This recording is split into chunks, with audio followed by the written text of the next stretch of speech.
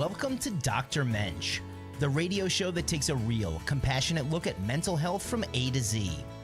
Join child and adolescent psychiatrist Dr. Gil Lichtshein each week as we explore topics that matter: autism, ADHD, anxiety, depression, OCD, schizophrenia, behavioral challenges, neurodevelopmental disorders, and more. No stigma, no judgment.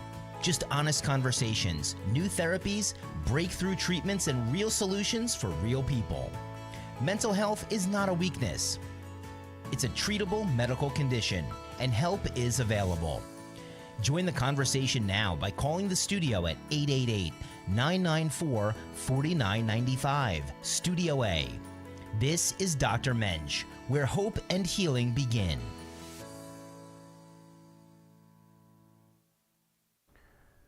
Good afternoon. This is Dr. Gil Lichtshein, aka Dr. Mensch, here in Boca Raton on a somewhat rainy Monday afternoon in the summer heat of South Florida. I'm a board-certified child, adolescent, and adult psychiatrist. My office is in Boca Raton in beautiful Palm Beach County. It's located at 7100 West Camino Real, Suite 404, and my phone number is 561-300-4052. Today, we'll last few episodes we've been talking about the New York Knicks and how they have really gone on a historic run. Well, it culminated this past Saturday night in historic fashion, winning their first NBA championship in 53 years, winning Game 5 on the road in San Antonio, where they won all three of their games on the road. They finished the postseason with the highest point differential. I think they outscored their opponents by 283 points over 19 games, and went 9-1 on the road. So they won their last 9 games on the road. They were unbelievable and interesting in this series. Victor Wembanyama, who I think is a dirty player, in his post-game media was talking about how San Antonio dominated the series based on numbers, that they led for about 76% of the time, and it was true. I mean, they had double-digit leads in every game and lost 4 of them. But in the end, it didn't matter that San Antonio, had the lead for 3/4 of the time in the series. What mattered was who won the game at the end. And San Antonio just, in every game, they kind of deviated from who they are. Instead of taking the ball inside to Wemby, who was a dominant force, they were just chucking up threes. Even in Game 5, they have a 16-point lead in the second quarter, and even in the third quarter, when the Knicks, got it down to 5 at halftime, the Spurs quickly, I think, pushed it up to 12. Mm-hmm. You would think, okay, just go inside. No, they're chucking up threes or shooting long jump shots, which just, boggled my mind. What are they doing? But in the end, the Knicks, really proved, kind of what teamwork is, and kind of it ain't over till it's over. This kind of mantra, really exists and really is true. I have Freddy Santory here, a fellow Knicks fan, talking about the Knicks, and the idea of don't give up. Game 4, where they were down by 29 points.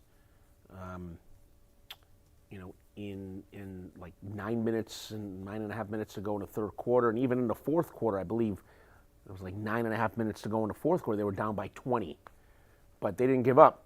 They kept, playing their game, kind of chipping away, playing smart ball, tenacious defense, and, they proved that it isn't over till it's over. Well, they have Fox in this game, in this series, which was atrocious. It was horrendous. Yeah, I don't think he's going to be coming back. I don't think so either. I think he's stunting the growth of Dylan Harper, who should be their point guard, and I think that De'Aaron Fox is, sayonara San Antonio. To me, I think, for San Antonio for next year, I think interesting, and they might have the space if, let's say, they trade De'Aaron Fox, and even if they eat some of his salary. But I think, an interesting, pursuit for the Spurs, and he maybe only for a year or two, LeBron James. And think about it. LeBron comes to San Antonio, even he'll turn 42 in December, but even a 42-year-old LeBron James is pretty productive. But just imagine the teaching he could do to Wembanyama because Castle's like 22, Wembanyama's 22, Dylan Harper's 20. There's this other rookie that's off the bench that's 20. Champagne is 25. Vassell is 24. What's his name? Why am I blanking on the guy? Longest tenured Spur. Keldon. Yeah, I know blanking. He's I think 25 or 26. These are young. Here comes LeBron James. Why would you want to bring LeBron into that mix? And LeBron, you really think he's going to leave LA? I mean, but if he's looking, His son is there. If he's looking to want to, I'm not talking about he'd leave to San Antonio and play for the next 10 years. No, If not even. Talking about he wants a title. Yeah, And he could be a mentor to Wembanyama. Yeah, but he could be a mentor to his own son, like the Brunsons. Son stinks. Well, I don't think he's good, but listen. They said the same thing about Brunson. They said at 6'1", and they played all these people who said what a wasted picks the Knicks took. Brunson's performance on Saturday night in a closeout.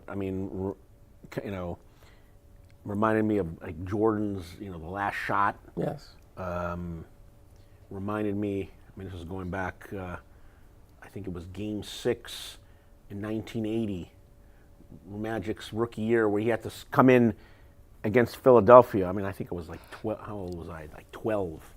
But I remember the game. He had to come in and play center, and he scored like 42 points. I remember this. So that was one Jordan. This wasn't a closeout game, but I still remember this was an elimination game for the Heat in 2000 Eastern Conference Finals. The Heat are in Boston. They're down 3-2. LeBron scores 45. Yes. I think he was 19 of 25 from the field. He had 15 rebounds. And then the closeout game against San Antonio, not the game that where Ray Allen hit the 3, but the Game 7, I think he had 37 points. So Brunson's performance, kind of reminded me of, it was Jordan-esque. Well, I think Brunson also was playing hurt. Yeah. Did you see where he came down after taking a 3-pointer that went in and landed on Wemby's, he twisted his ankle. He was furious. They didn't even call that. He was furious. Because it would have been number 3. Right. The one thing about also came out of this series is Wemby is a dirty player. And he's protected by the league. Exactly. He's dirty. He should have, there should have been several other flagrant fouls called on him, and he would have been suspended, but the league doesn't want that. They don't want that. They can't suspend what may be the face of the league for the next 15 years, but the guy's dirty. He's also light. I think Shaq said it best. He's got to gain some strength. If Wemby was playing back in the days of the Bad Boys and Riley's Knicks, man, he'd get freaking. I can imagine Bill Laimbeer, Dennis Rodman, Anthony Mason, Charles Oakley. If he was doing that stuff to them, they'd whack him. He'd be on the ground in the hospital with a concussion, because I could see Oakley or Anthony Mason just pummel him. OG did really well on him. Cat did really well on him, and Robinson did really to neutralize him. Now, did he get his points? Of course he's going to get his points. But if you notice, all that bodying and pushing by the third quarter, he started to fade. Yep. In the fourth quarter, you couldn't find him. During the year, I think he averaged about 29 minutes a game. He was playing 35, 40 minutes. He was exhausted. He was tired. Right. And I think even in the fourth quarter, in Game 5, when he's going to the line, and you see him you see what he does. He'll hold him, and he kind of takes a yawn, and then he But his was like a real like long yawn. And I was like, this guy's is exhausted. And he was missing. And he missed a free throw. Yeah. Now, by no stretch, the Knicks in Game 5 at the beginning look good. No, They look exhausted. They look tired. They look. I mean, I got a text from one of my friends on Saturday. He's like, when the Knicks were down like 31-15 in the second, he's like, what's going on with the Knicks? I said, this is where they want to be. He's like, they're going to lose. I said, no, they're not. I said, this is what happened in Game 1, Game 2, Game 3, Game 4. All of them. This, what? That the first half doesn't mean diddly. I think the only time the Knicks had a lead was in Game 3. They led by 7, and that's the only game they lost. The other games, they were behind. It doesn't mean anything. But, yeah, Jalen Brunson, I think, solidified himself right now. I mean, if you go on Google and say who are the 10 or 15 greatest Knicks, I think now, I mean, he might have to, is he there with Walt Frazier, Willis Reed? I mean, he's up there. He's up there. I mean, I think he's surpassed Patrick Ewing. I think he's, surpassed Pearl Monroe. I think he surpassed Bernard King, as much as I love Bernard King. Latrell, I mean, he's Houston. up there. I'm going to say, the Knicks, DeBusschere, Willis Reed, Bradley. Clyde Frazier, Bill Bradley, Jalen Brunson. And Monroe. I think even, I think Brunson has even surpassed the Pearl Monroe. Agreed. But that's Brunson's. Is he number 2? Is he number 3? He's up there. And Without Brunson, the Knicks don't win this series. No. It's not even close. And not only did he win the series, he rallied a couple of heroes. OG's, with the right hand, he got that last 2 points. The other kid from Brooklyn, what's his name? Alvarado. Brought in a lot of energy and a lot of teamwork, a lot of high five. He's not the greatest shooter in the world. Neither is Hart. Hart had no points on the game that they won. We had, 12 or 13 rebounds? That's the difference. That's... He'll work the glass, he'll work the boards. Right. He'll play tough defense, but these are defensive guys. I mean, now, Brunson had 40, basically half the team points. Yeah, 45. Right. Now, do you sign the other center? He's a free agent. Mitchell Robinson. Yeah. What do you do with that? Yeah, that's he doesn't score. Now, Mitch if they let him walk, okay, you have Cat, but then who's that guy? Huckabee. I can't pronounce his name. He played a few minutes in game. Like 3 fouls. Yeah, but 30 seconds. He's, you can't rely on. Do they go after? I mean, there are some restricted free agents like Jalen Duren from Detroit.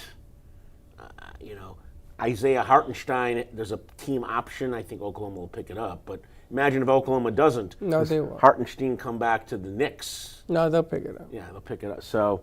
And do you like Hartenstein over Robinson? No, I mean, Robinson, look at that rebound. I mean, the guy's a rebounding machine.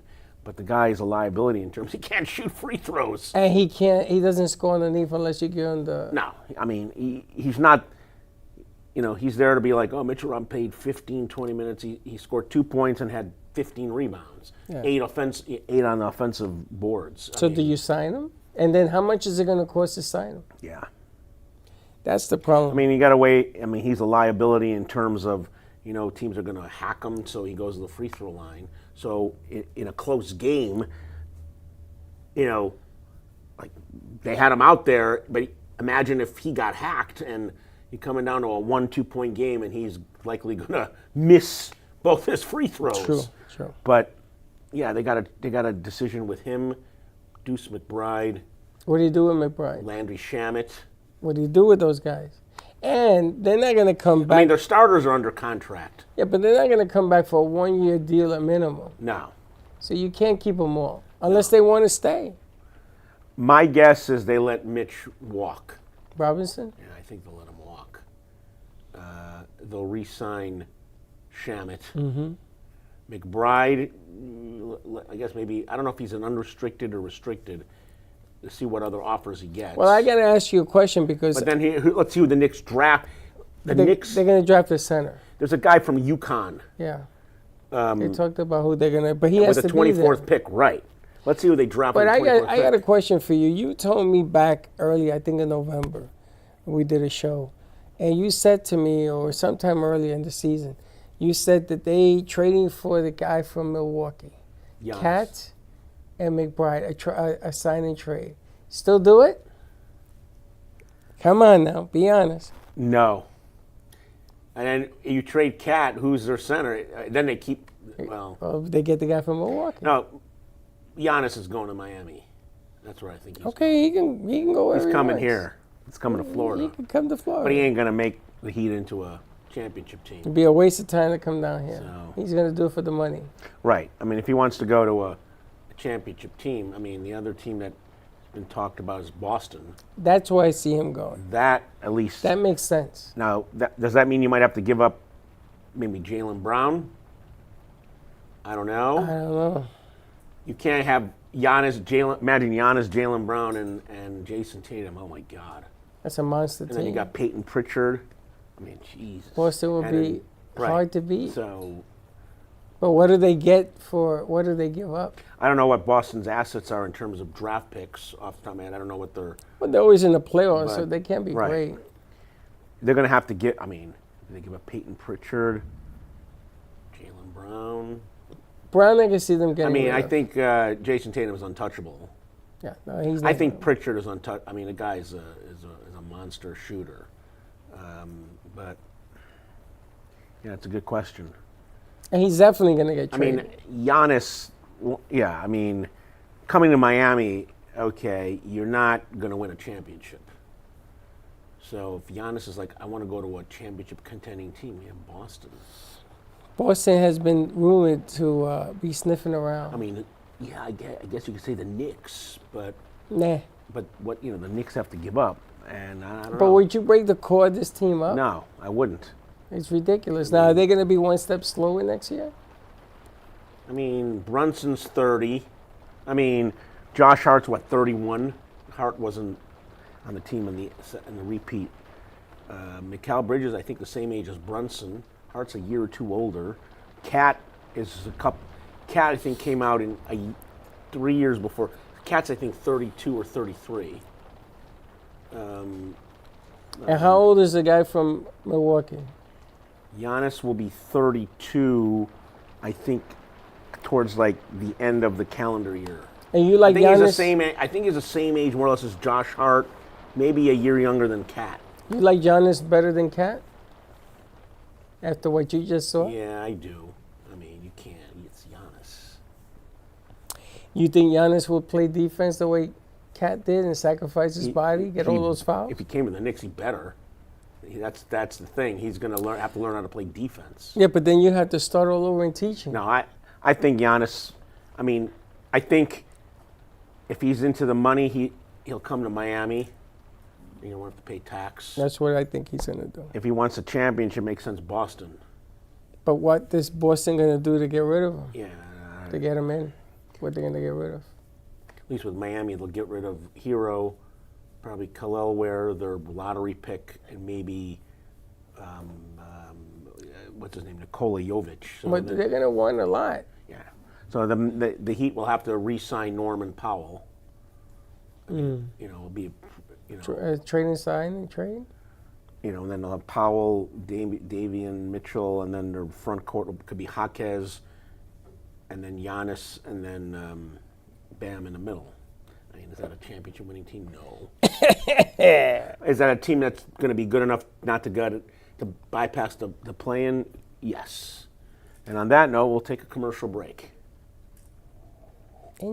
What happens when the mind of a healer crosses over into the darkness of the human soul? From authors David Icovetti, Dr. Gil Lichtshein, and Yolanda DeLuca comes a chilling psychological thriller, Dr. Mensch, A Prescription for Evil. This gripping novel follows a respected Boca Raton psychiatrist who secretly descends into madness, transforming into a modern-day king of the underworld. Inspired by true events and Dr. Gil's childhood connection to a mob family, this story blurs the line between sanity and evil, genius and destruction. Unforgettable, disturbing, impossible to put down. Get your copy today on Amazon.com. Dr. Mensch, A Prescription for Evil, a 2020 psychological crime thriller. You're listening to Dr. Mensch with child and adolescent psychiatrist Dr. Gil Lichtshein. For a copy of his powerful new book, Dr. Mensch's Prescription for Evil, visit Amazon.com. For more information or to schedule a consultation, contact Dr. Gil directly at 561-300-4052 or visit docgil.com. Now, let's get back to the show. Hello, Dr. Gil Lichtshein, a.k.a. Dr. Mensch, back here with Freddy Santory, talking about the Knicks. One thing, on Saturday night after the Knicks won, you had all the celebrating in New York City, and you had all these kind of like people that got a little out of control. Oh yeah. It's kind of like a big thing happened. A lot of people that probably were celebrating weren't alive when the last time the Knicks won, or if so, I can understand. But keep it restrained. There's no reason to They were burning buses. people to get violent and burn things and break things. Crazy. And I think there were some shootings. It's ridiculous. I mean, they're going to have a parade on Thursday, hoping that's going to be calm and level-headed, and no one's going to get hurt. There'll be no arrests. But I mean, I would say to people out there, when you have like a big event like that, like a team winning a sports championship, or you have now the World Cup in all these different cities, like people are celebrating, like there's no reason to things to get out of control. It's probably a lot has to do with people drinking, being intoxicated, inebriated, and you kind of do stupid things. But if you can't handle your liquor, don't drink. Enjoy. Sure. Enjoy whether it's the Knicks victory, the USA victory in the World Cup, or Carolina won the Stanley Cup. I don't think I heard on the news last night about people getting cars being burned or whatever, vandalized in Raleigh, Durham, North Carolina. No. But I mean, New Yorkers, just take it easy.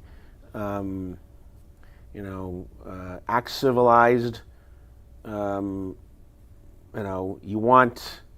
don't want the actions of a few, or compared to like the thousands that may say attend the parade. You don't want the actions of a few hundred or a few thousand ruin things, result in, let's say, the parade. Not saying being canceled, but let's say ending early or curtailing some of the festivities. People just need to learn to, celebrate, but celebrate, appropriately. That's right. Do you know that the Knicks team in 72 and 69 did not get a parade? Really? Look it up. True fact. They did not I mean, I think the last time there was a big parade was when the Giants won their second, in 2012, which was 15 years ago, right? I mean, you had the Giants twice, mm-hmm. and then before that was the Yankees. I mean, that's been. Well, the Mets won in '86. Oh wait, no, the Yankees. What was in 09? You had the Giants in 12, Giants in 07 or 08 rather, Yankees in 09, and then you have the Yankees, 96. 90, 98, 99, 2000. And then before that, you got to go Rangers. I was watching last night. Just found it on HBO. HBO, ESPN. ESPN 30 for 30, June 17th, 1994. So it got me thinking because, that happened to be Game 5 of the 1994 NBA Finals in the Garden, the same day that the Rangers had their parade. For winning the Stanley Cup, and that was the whole O.J. Simpson. I still remember like it was yesterday. And I still remember watching Game 5 on TV. It was a Friday night, and all of a sudden you have like Bob Costas kind of being the intermediary between Tom Brokaw and Marv Albert, and they're having like split screen of watching like Patrick Ewing battling Akeem Olajuwon, or John Starks and Anthony Mason against Kenny Smith and Robert Horry and Clyde Drexler, and you have Al Collins in a white Bronco driving. I think he was driving down the 5, or was it the 405? I don't remember. From wherever to Brentwood. So, but I mean, it's been a while. So it's been a while. The New York really has had a dearth of these type of parades over the last 30 years. So, but again, people just be civilized, act appropriately, cheer the Knicks, enjoy, relish, but, don't start burning things and breaking things and shooting. Don't bring your guns and start shooting up places and vandalizing businesses or cars, or attacking each other because you may not have you said something different, whatever. It's just there's no need of for that. Sports is here to bring together. That's what I loved about Friday night watching the USA beat Paraguay. It was just so moving to see the Star Spangled Banner played, and then the game was in LA, and you're thinking like, okay, maybe people in LA are gonna like, oh, we hate America and this and that, but they were so together for the Star Spangled Banner, and when to hear USA and the chanting when the Americans scored goal after goal after goal was great. And let's continue this for the World Cup. Sports is supposed to unite people, not divide. That's why I can't stand when athletes get political. It's like, no. You want to talk politics, keep it to yourself. Don't make it public. Sports is to unite people. Doesn't matter what background you're from, what political viewpoints, what race, religion, whatever. When does USA play again? I think they play Friday against Australia, who beat actually Turkey. That was considered the favorite for that group. So really? This is an important game for the USA, because if they beat Australia, they more or less are into the knockout stage, because really just 2 games? Well, no, that'll be the third game against Turkey. But if they beat Australia, and if let's say they beat them by like a couple goals, they're more or less assured, because even if they lose to Turkey, they'll have one loss, and then they'll have goal differential is a tiebreaker that they use. So they won their first match by 3 goals. So again, congratulations to the New York Knicks. Unfortunately, it means the end of the basketball season. We have to wait till football in August. So maybe we'll talk again about baseball. Absolutely. This is Dr. Gil Lichtshein, aka Dr. Mensch, wishing you all a good evening and a great rest of your week. Thank you. Thank you for joining us for Dr. Mensch with Dr. Gil Lichtshein, helping you navigate the world of mental health with clarity and care. If you or someone you love needs support, you're not alone. Treatment works and recovery is possible. To schedule a consultation or discuss non-medication therapies, personalized treatment plans, or psychiatric care, contact Dr. Gil directly at 561-300-4052 or visit docgil.com. You can catch us each week on South Florida Oldies Radio and streaming across all social platforms. Until next time.